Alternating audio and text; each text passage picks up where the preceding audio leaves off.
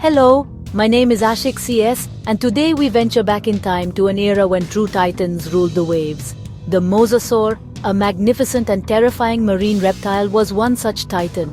To picture its sheer scale, imagine not one but two double-decker buses placed end to end. That is the length some of these creatures reached, a colossal predator patrolling the Cretaceous seas.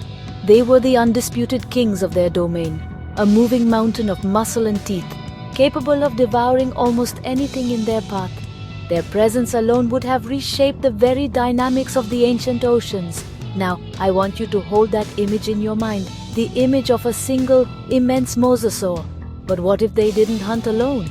Picture a swarm of these behemoths, their vast bodies moving in unison through the water, a coordinated pack of leviathans. The very thought is enough to send a shiver down one's spine. The ocean's surface would churn with their passage, a living tempest of prehistoric power. The combined force of such a group would be an ecological event of unimaginable proportions, a true force of nature that nothing could hope to withstand. For our viewers with megalophobia, a gentle warning: the concepts we are about to explore will push the boundaries of scale and imagination. What we know of these ancient giants is already staggering, but the truth of the deep is often far stranger and more immense than our wildest theories. The mosasaur, as vast as it was, might only be the beginning of our journey into the true, unfathomable depths. Things are about to get even crazier. So, take a deep breath and join me as we plunge into the abyss. The late Cretaceous period, some 98 to 66 million years ago, was a world vastly different from our own. The continents were in different positions, the climate was warmer, and the oceans teemed with life that defies modern comparison.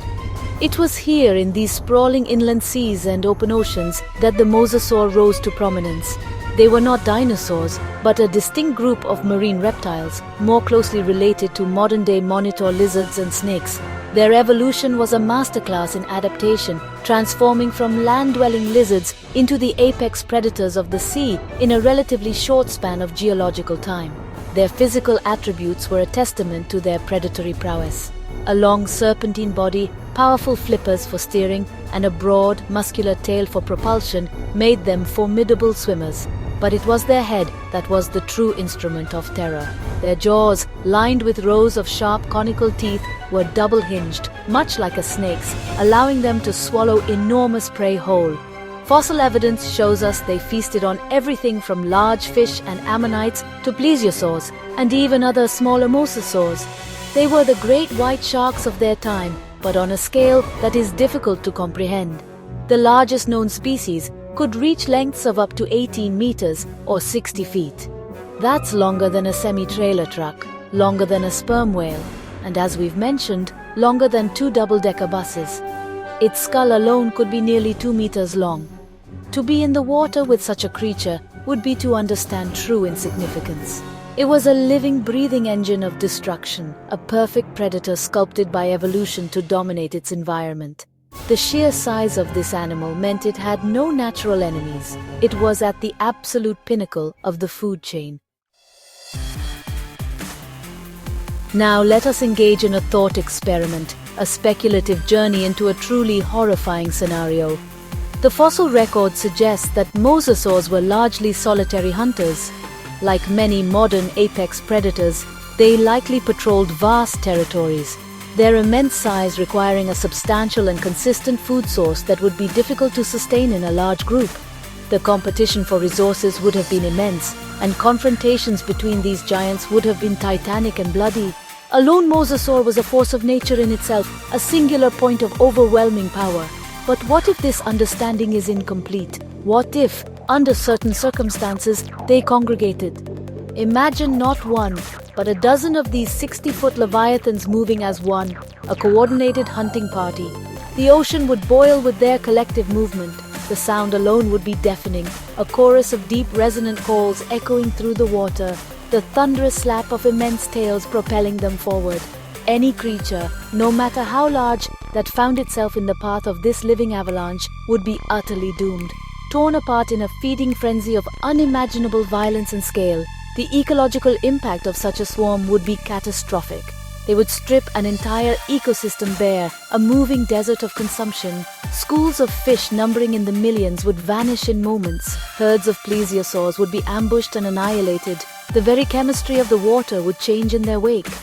While scientific evidence points towards a solitary existence, the sheer terror of imagining a pack of these creatures is a powerful reminder of their potential. It paints a picture of a prehistoric sea, even more brutal and unforgiving than we already know. To truly grasp the scale of the world we are imagining, we must leave the sunlit surface waters and descend into the abyss. Our modern oceans are realms of extreme pressure, cold and darkness. Their average depth is about 3,700 meters or 12,100 feet. But their deepest point, the Challenger Deep in the Mariana Trench, plummets to a staggering 11,000 meters, or nearly 7 miles down. It is a place of profound mystery, a world within our world that we have only just begun to explore. To put this into perspective, consider the tallest mountain on Earth, Mount Everest. It stands at a majestic 8,848 meters above sea level. If you were to take this colossal mountain and place it into the Mariana Trench, its peak would still be submerged, with over 2 kilometers of water pressing down upon it. The pressure at these depths is over 1,000 times that at the surface, a crushing force that would instantly obliterate most forms of life and machinery that we know. It is an environment more hostile and alien than the surface of the moon. This immense three-dimensional space makes our planet's oceans the largest habitat on Earth by a colossal margin. It contains 99% of the living space on the planet. The sunlit zone where photosynthesis can occur and where the mosasaurs and most familiar marine life reside is just a thin veneer on the surface. Below it lies the twilight zone and then the midnight zone, a realm of perpetual darkness, bioluminescence, and creatures adapted to pressures we can barely conceive of. It is a world of giants and ghosts, and it is in this crushing blackness that our story takes its next terrifying turn. We have established the mosasaur as a titan, an apex predator of the Cretaceous seas, a 60-foot-long behemoth. In the sunlit upper layers of the ocean, it was a king, a god of the water with nothing to fear. Its size and power were absolute, but that was in its own limited world, the shallow coastal seas and the upper stratum of the open ocean. If we are to consider the entire volume of the ocean, the full 7-mile depth of the abyss, our perspective must radically shift. In the context of the crushing unknown depths, a creature like a mosasaur might be viewed differently. Imagine a predator that has evolved in the midnight zone, a creature adapted to the immense pressures and the vast empty spaces, a creature for whom the upper ocean is a mere ceiling. To such a being, a mosasaur swimming near the surface might be nothing more than a curious distraction, a noisy pest splashing about in the shallows. Its impressive size would be rendered insignificant by comparison. Think of it this way, a lion is the king of the savannah, but it is utterly helpless in the face of a great white shark in the open ocean. Environments dictate dominance. In the vast, dark world of the deep sea, the rules are different. The pressures favor different body plans, different sizes, different methods of hunting. A creature that lives its life at 6,000 meters deep would be a biological marvel of immense proportions. Against such a hypothetical titan of the abyss, our mighty mosasaur becomes little more than a snack, a convenient meal venturing too close to the edge of a far more dangerous territory. Let us speculate based on the principles of biology and the sheer scale of the unknown. If the oceans can support a blue whale, the largest animal we know to have ever existed, what else is possible in an environment that constitutes 99% of our planet's living space? The deep ocean is the perfect incubator for gigantism. Food is scarce, so being large is an advantage. It allows for more efficient travel over vast distances and the ability to consume any rare, large food source that presents itself. The cold water slows metabolism, promoting longer lifespans and greater growth potential. What kind of predator could exist in such a place that would view a mosasaur as prey? It would have to be a creature of almost geological proportions. Perhaps not a reptile, but something else entirely. a cephalopod of unimaginable size, with tentacles miles long capable of snatching victims from the upper zones, or a colossal slow-moving fish, a living mountain of flesh with a mouth that could inhale a mosasaur without effort, a filter feeder of giants, or perhaps something that defies our categories of life altogether, a creature of silica and shadow, born of the crushing pressure. The chilling reality is that we simply do not know. We have explored less than 5% of our oceans. The vast majority of this liquid realm remains a complete mystery. To think that we have discovered all the great beasts the world has ever held is a form of arrogance. The mosasaurs were kings of their time and their sunlit world, but the earth is ancient and the ocean is deep. The possibility remains that even these magnificent giants were not the ultimate predators. They may have been looking over their shoulders, or rather, looking down into the darkness, wary of what might rise from the abyss to claim them. So we are left with a humbling realization. The mosasaur, a creature that embodies prehistoric power and terror, might itself have been just another link in a food chain far grander and more terrifying than we can comprehend.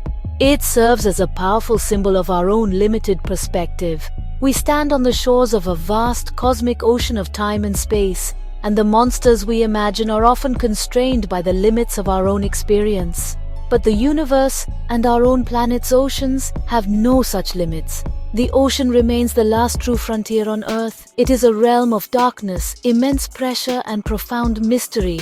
Every deep-sea expedition brings back images of creatures that seem to be from another world, challenging our understanding of life itself. The thought that even the biggest and baddest creatures we know of, like the mosasaur or the megalodon, might just be mid-level predators in the grand scheme of things is both thrilling and deeply unsettling. It reminds us that our place in the natural world is not as secure as we might like to think. The next time you look out at the sea, remember the sheer, unfathomable depth beneath those waves. Remember the titans that once swam there, and consider the possibility of even greater titans that might swim there still, hidden from our sight in the eternal night of the abyss. The ocean keeps its secrets well, and the greatest monsters may be the ones we have yet to even imagine. Thank you for joining me on this journey into the deep. This is Ashik CS, signing off.